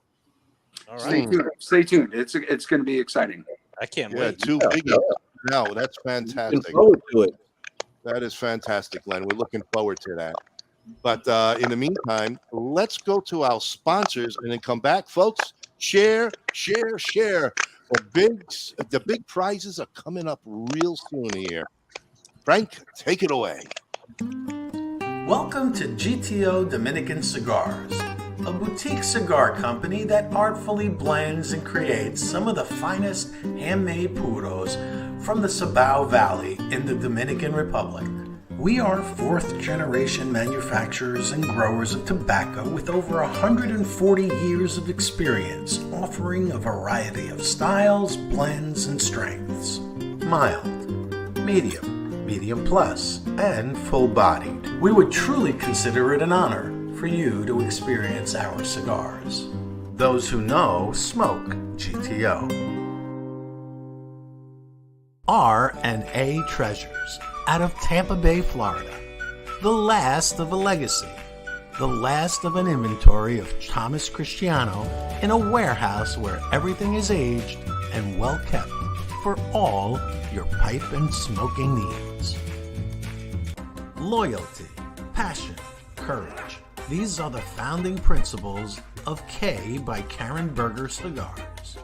The Maduro, the Habano, and the newly rated 93 by Cigar Journal Connecticut. Do yourself a favor and check out this wonderful line of cigars that come from a completely linear company from seed to your hands. It all begins at the very first climate-controlled Rodriguez Olivan cigar factory located in the Dominican Republic. Our 2 major brands include Don Olivan, which are boutique cigars suited for that individual who takes great pride in something unique. BAMF is our armed forces cigars designed for that badass mother effer. Not only are you smoking a great premium cigar, a percentage of the proceeds is donated to our heroic men and women in uniform. And we're back. Real quick, before we get into the Smoke the Chooch segment, Mark, this is for you. Just 2 things real quick. If you could explain to the audience and us about the stills that Glencadam uses, those unique stills, okay, and then why you gave this whiskey such a high mark. Okay, I'll do that. So you talked about the line arm. Now, if I were in my studio, I could show you a little mini still so you can see what the line arm is. So a pot still, you've got this pot, right? And then it usually has an onion, little bulb on top of it, often, not always. And then it's got this little updraft part, and then finally it bends over. and this part here is called the line arm. Okay, and if it goes straight, so that has no degrees. Okay, oftentimes they go down, and if they go down, then what's going to happen is you're going to get less reflux, less spirit coming back into the big bowl. But when it's inclined, all of that reflux comes back, and you only get the very lightest spirit getting to the top of the line arm before it starts to go down into the condensing coil or the shell and tube condenser, where it gets condensed to become new make spirit, white dog, whatever you want to call the white liquor that comes off of the still. So that's one reason why it's a much lighter spirit, and I think also less focus, and interestingly, less focus on barrels and more focus on the spirit itself, combined with long aging. In this case, 21 years. I just poured a 15-year-old as well, so I just poured the 15-year-old from Glencadam, which is also excellent. But I think those things combined make it a very light, refreshing, interesting whiskey that's different from everything else, and is extremely high quality in its presence, in its flavor, how it smells and tastes, the aftertaste as well. The other thing that's really great, which we didn't mention yet, is that these are all bottled at where is my camera? There it is. These are all bottled at 46%. Right there. Yeah. 46% volume, and they're also unchill filtered and no added coloring. So you talk about casing in cigars. So that's like it's an after effect to the cigar, right? Likewise, chill filtering, unlike the casing for cigars or for pipe tobacco, chill filtering, you're removing something, and I think that's just as bad. There's nothing similar in the cigar world. You've got your tobacco leaves. You can't really take anything away from those leaves. But I think sometimes, like just for regular cigarettes, I think the tobacco often gets treated to whatever, make it consistent, or to remove something or to add something else. So that's just not good. You want the whiskey the way it was distilled, put in barrel, and how it comes out, which is very synonymous with bourbon, by the way. Bourbon, for Scotch lovers, they may not like bourbon. One thing about bourbon is that it's just so pure that is almost always unchill filtered beyond, let's say, 92 proof, and never has any color added. And another thing that nobody ever tells you is that the color that they put in whiskey is often used secretly to temper the flavor a little bit.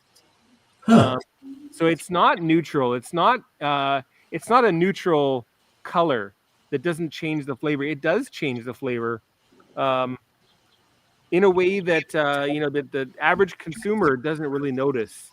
But I notice, and a lot of other whiskey nuts notice that effect of that color added. So here you got something. It's pure. It's delicious. You can trust it. I love it, and the company behind it is called Angus Dundee. They also own another distillery called Tom and Towel, whose products are a little bit more mass produced, not quite as high end as this, but also really enjoyable. So check that out too. And why is 46% that magic number for an ABV on a Scotch? That's another good question. It all relates to being unchill filtered. If you're not going to chill filter, you need to have the ABV, the alcohol strength, has to be high enough such that the whiskey in the bottle can be mostly clear. Now, I say mostly clear because if you look closely, you're going to see a little bit of things floating around. And I can see it from my point of view. You can't see it because of the angle there, but it's actually not super crystal clear. From your aspect, it's really, really clear. But for me, the way I'm looking at it from this side into the light, I can see a little bit of haze, and that's a good thing. Haze in your whiskey glass is a good thing. That means that, again, that it's pure and unadulterated, and having all of its oils, having all of its the compounds that make it a little bit more mouth-filling and juicy in texture. So those are all things to think about. And Glenn, are you based on what you're hearing? Do you see some parallels there with cigar making and whiskey making? No, absolutely. I mean, it's totally parallel, right? It's analogous, right? Well, we talked about wines. We're talking about whiskey, scotches. I mean, it's all the same thing, right? So it's how it's fermented, how it's processed, and the final outcome from what you start with, whether it's a spirit or a cigar, it's the same thing, right? So you're following a similar process and more advanced processes when you're talking about 21-year-old age Scotch single malt. But it's the same. It's totally analogous, whether it's wine or fine spirits and cigars. Same thing. And both worlds bring people together. Yeah. And Mark, the second part of that question was, why did you give this such a high mark? I think I mentioned that a little bit, but part of it is just its presence. It has such an old-fashioned appeal, and the focus here is on the spirit being aged for 21 years, rather than on the barrel adding the flavor. So it's different in that way that the focus here is more the spirit than the barrel. The barrel still is fantastic. These are great bourbon barrels that were used here, but they didn't take over the whiskey. Right. They're probably using second fill bourbon barrels for the 21 years as opposed to first fill. Right. So it was used for bourbon once, and then it was used for, say, Glencadam 10-year-old for the next time. And then they filled this, 21 years ago in that twice used barrel, and then it can sit there for 21 years, having just some great maturation left to itself, to be able to oxidize with the environment, interact with the air around the maturation warehouses, and just do its thing. And it's obviously a winning formula here. I love the full flavored fruit. It's so neat, and then you have the fruit right there together with, as I mentioned, the leathery, bookshelfy flavors. And I think that's the main thing for me that blew me away is just the intensity of the flavor of the spirit here. And then with the cigar, what your thoughts on the pairing here with this cigar? Right. So I want to add a couple of things. It's a big crescendo. Cigar, if I can. Sorry. Don't mean to interrupt. No, please. Go ahead, Glenn. Again, analogous to a fine single malt scotch or a fine wine, tobacco. So the tobaccos that we're smoking today are double and triple fermented, right? So we can easily kick out a lot more cigars a lot quicker if we didn't double or triple ferment the tobacco. It's the same thing that goes into the scotches that we're talking about, right? But when you double and triple ferment the tobacco, that's what makes this cigar so smooth, incredibly smooth, right? There's no bite, there's no bitterness, and there's no aftertaste. It's nothing, no. Yeah, amazing, right? And even in this final third, the foot smoke odor is still cocoa and hazelnut all the way through. With you, my friend. I'm smoking the same thing right now. The final third. It's still there. It's still there. It doesn't. That's sour what I get back at all. to double and triple fermenting of tobacco, and which is analogous to this beautiful fine Scotch, which I got to buy as soon as Benny gets it. And Mark, your final thoughts there on the pairing?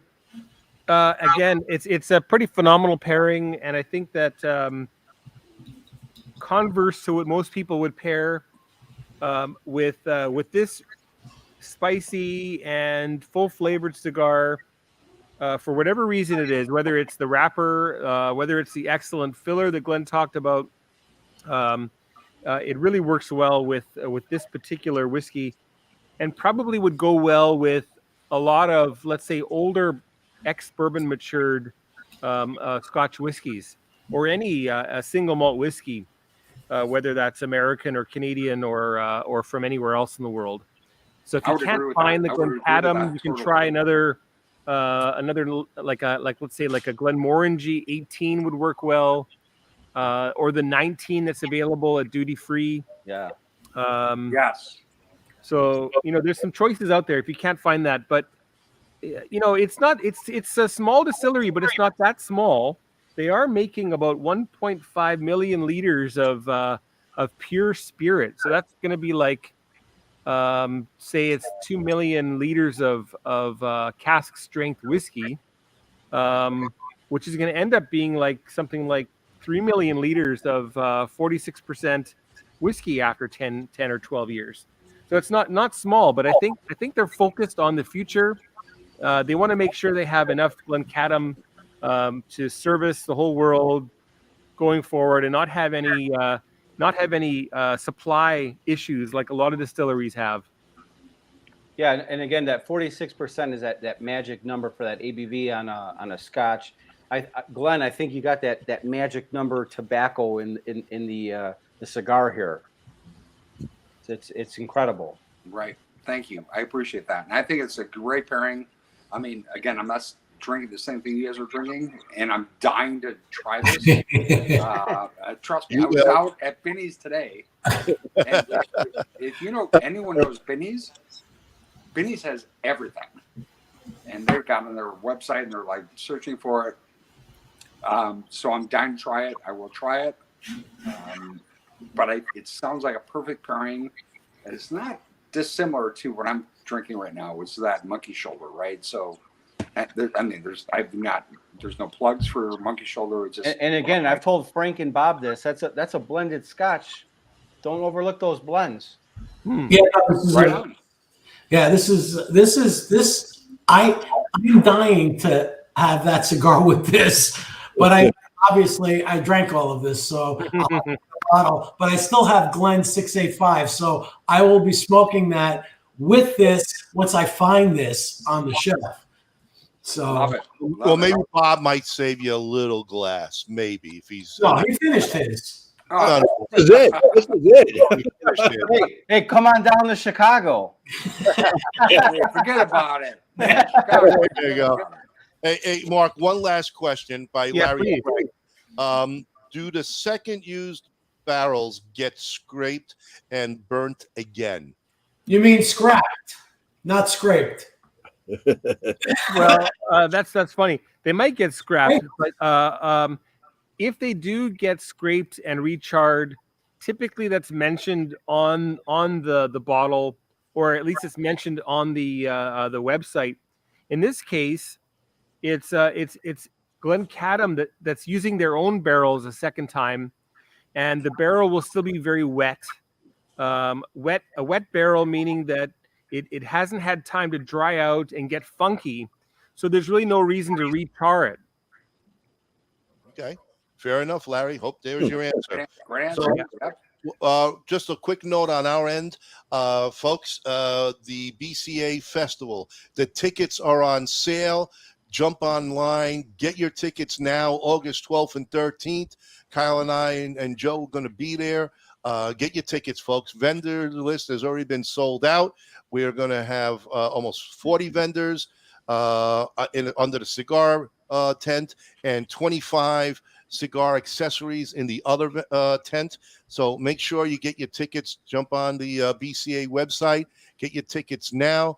And also this Saturday, folks, we're going to do a special event for a grand opening of Strike the Box with Alec Carlson. I'll be doing a podcast out there this Saturday afternoon. Anybody who's in or near the Rockford area, come on down, hang out. It's going to be the grand opening of the lounge, and let's support another lounge in the area. Let's keep Alan and his wife in business, and stay tuned for the information that will be this Saturday. But again, the big one is going to be the BCA at Cedar Creek, and it's going to be called Smoke at the Creek Holiday Inn Express Hotel right down the road. They booked the entire hotel, so get your room also. It's going to be a fascinating weekend, and you're going to be sitting there with manufacturers and blenders. You get to personally sit down with them and talk about cigars. So with that, folks, we're going to go with the last sponsor group, and we're going to come back for Smoke the Chew. We did all the sponsors. We did 3 of them. Oh, we did. Well, real quick then for everybody watching in WBSC, I'm probably going to go live Friday from Whiskey Fest right here in Chicago at the Hyatt. There's supposed to be about 90 different distilleries there serving whiskey. I'm going to be there kind of imbibing, obviously, but I'll probably do like a follow-up recap article on that. So stay tuned for that, WBSC. Nice. Very nice. Very nice. Right. So, Frank, it's this is the moment where some lucky person is going to win this bottle. That's true. Cigars. That's true. So So an unbelievable moment. for tonight, and I'll keep it very simple because Joe is going to be giving the actual stump or smoke the chooch question. I will just give you guys a couple of warm-up questions until then.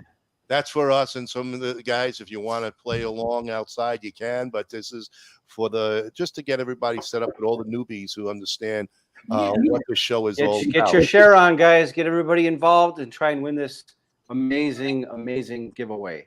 Exactly. So my first question is going to go down a little bit of whiskey history. So what was the the most expensive bottle ever sold by Macallan? What was it? $2 million. No, what was the name of the bottle, and what did it sell for?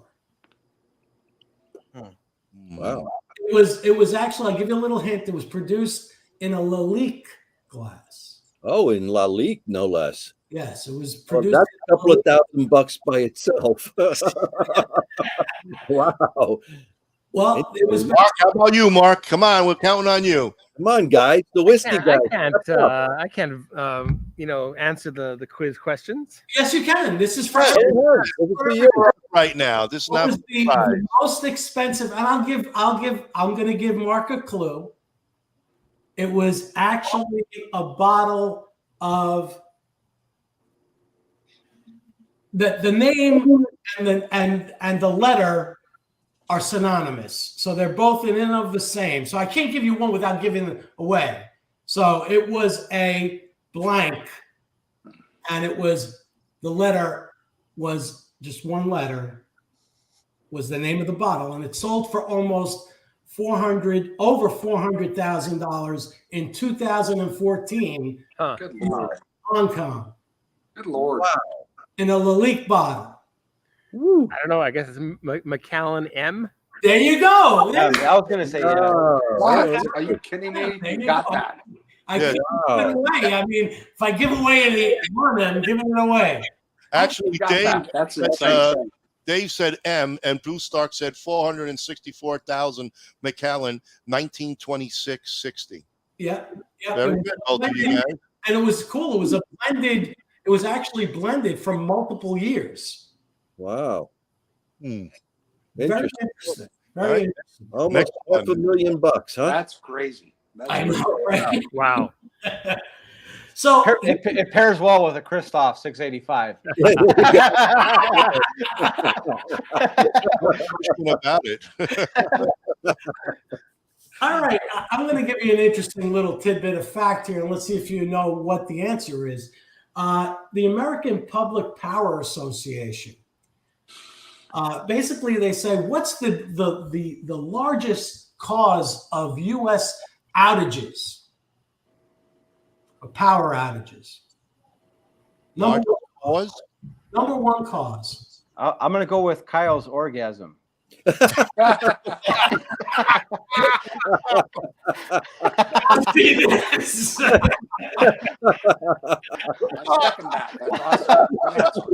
would you, Glenn? What could it be? Number one, overuse of heat. I don't know. The number one cause for power outages. Boy, guys, you guys are storms. Nope, not storms. It's actually squirrels. Squirrels are actually the largest danger to our grid. Yeah, the worst is when you get that mouse that bites into your air conditioner. I've had that before, right into the the capacitor there, and then they get zapped, and your whole air conditioner is shot. You got to get that. It's a little cheap piece, but that sucks when it happens.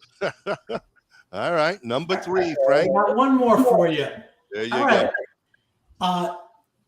In ancient Greece and Rome, what did the doctors use for bandages? A Kristoff 685.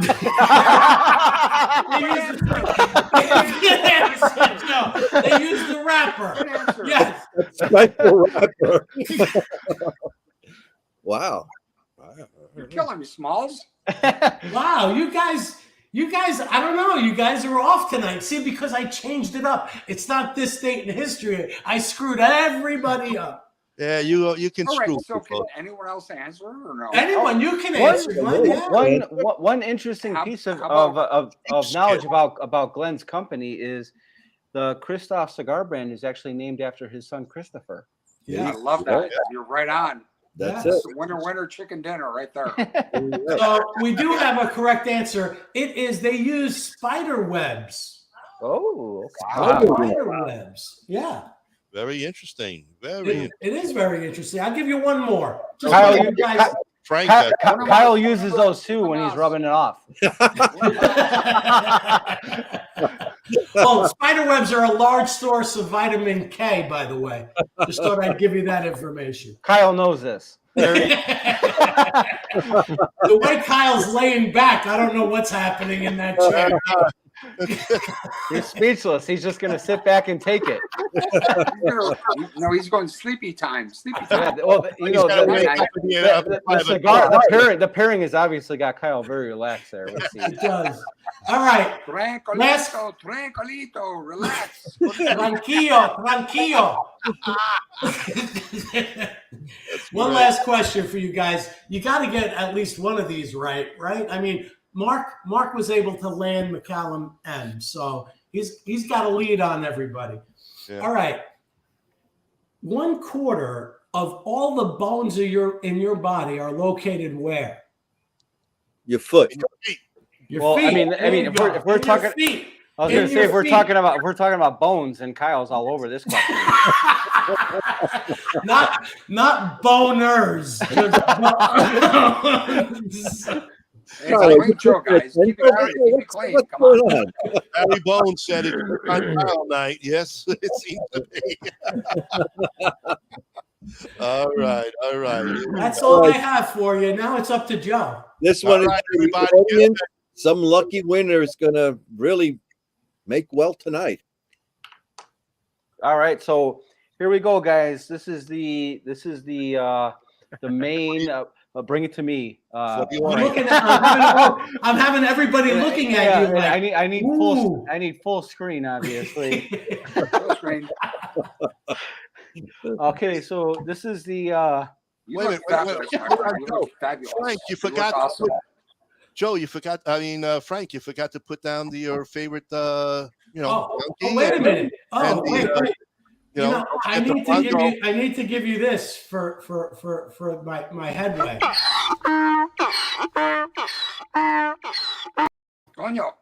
You don't want to be one of those. And what is this presented by? This is presented by. Thank you, David Blanco's. That's what Kyle sounds like when he's rubbing one off.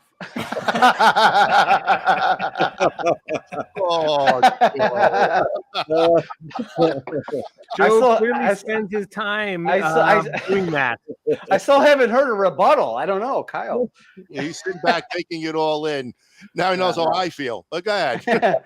All right, guys. So this is the main smoke and chooch question.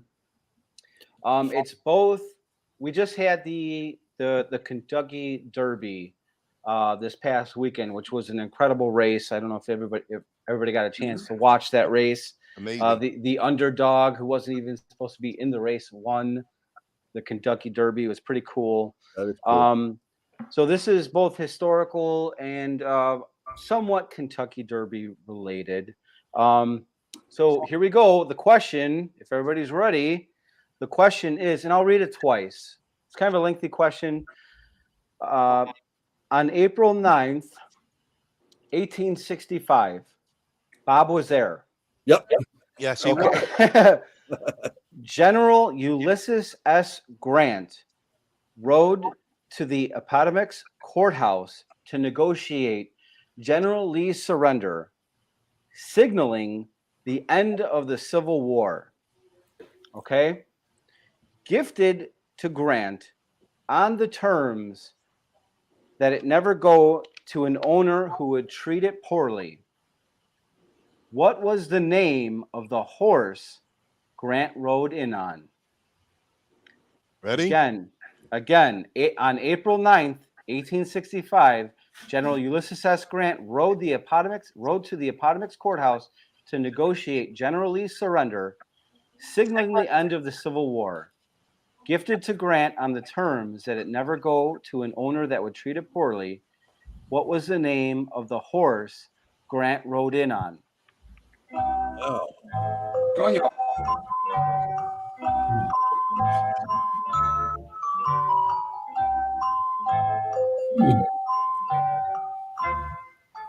This isn't one of those trick questions where it's like Ulysses' white horse, and you missed the giving out that white horse information. All right, what do we got there, Barry? We got Clydesdale. No. Harriet. No. Nope, not a Clydesdale. Bob knows the answer to this question because he was there. Yeah, he was picking up the manure up there, all the horses. I was picking up the money.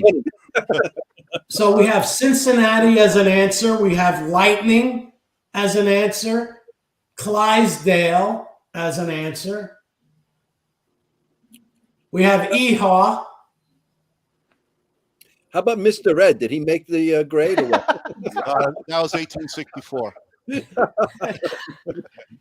A lot of Cincinnatis. Wow. Okay, so here we go. The first person who answered the correct answer to the question, what was the name of the horse that Grant rode in on to end the Civil War?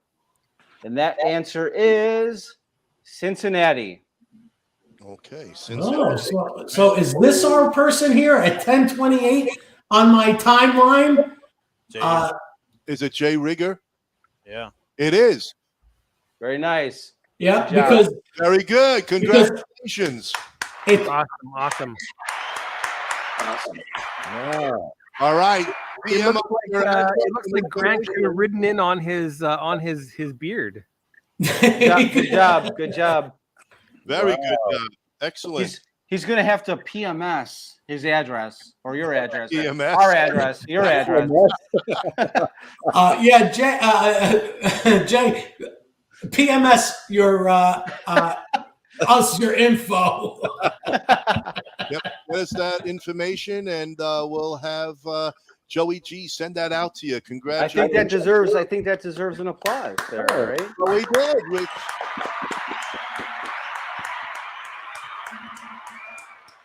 That is awesome. That is awesome. Congratulations. Perfect. Well, listen, again, folks, before you hang up and disappear, tune in this Saturday. We're going to have Strike the Box grand opening in Rockford, Illinois. Hopefully you can come out and visit. And August 12th and 13th, get your tickets. VIP Friday night. Hang out with the best of the boutique cigar industry. And hope to see you there. We're going to have a great show and a lot of fun. And Frank, Bob, you have anything scheduled in Florida by any chance? Doing anything lined up for you? Frank isn't up to anything. So. Right now, so we're waiting on Hollywood, literally. On Hollywood. Okay, very good. So we'll announce that, and you get that information for all those that are in Florida area or planning to go. We'll have that information. You can go hang out with Frank and Bob and be on the show and hang out with them too. And Glenn and Mark, thanks for jumping on with us. Yes. Glenn, thank you so much, guys. Glenn, like Appreciate I said, you guys. Love you guys. Love you. when I research this cigar and then reviewing it, I usually throw some headphones on. I throw some Tyco on. I get into my little mojo. I was like, Glenn, you fucking did it. I swear to God, it was incredible. So thank you for this cigar, and this was an incredible pairing, Mark. Thank you for the incredible knowledge that you for sure. Yes, for sure. Mark. Thank you, Mark. Thank you. And we look forward to the new cigars that are coming out for the PTA. Can't wait to have. Can I plug my upcoming live stream? Yes. Sure. Please do. All right. So June 2nd, I've been given a press pass for the local whiskey festival, and just like the Chicago one, there's going to be like 100 different whiskeys, more than that, I think, available to be tasted, and they've even given me a pass for a cameraman. So I've got a buddy of mine who's going to be following me around for the whole thing. The whole thing is going to be live streamed. We are going to have every top-end whiskey we can, and they've got a gourmet buffet by a local chef that's going to be amazing, and hopefully a few interviews with some of the whiskey ambassadors, whiskey brand ambassadors, and a couple of producers as well will be there, distillers that are coming in just for that. So it's going to be fantastic. That's June 2nd on Whiskey Whistle. So check that out, please, on YouTube, Whiskey Whistle. I've got the live stream already uploaded so that you can check that out and set a reminder for yourself. June 2nd, 6:30 p.m. Central Time. Wonderful. Excellent. So tune into that, folks. Two more quick things. WhiskeyNetwork.net. Subscribe. It's free. Tiger King for President 2024. Glenn, you get to say one last thing also about Kristoff. Go for it. Listen, God bless, guys. Thank you for having me on the show. It's awesome. What an amazing show again. Thank you. I'm sorry I wasn't with you in Fox Lake. It's okay. Next time, brother. Next time, big man. God bless. Thanks, Glenn. Look forward to you guys at PCA in July. All right. Thank you. Thank you to everybody. Nice From to meet all of you, us, Glenn. all of you, Watching. have a great weekend. Light them up and keep on drinking. Take care, everybody. Have a great week. See you next on Saturday.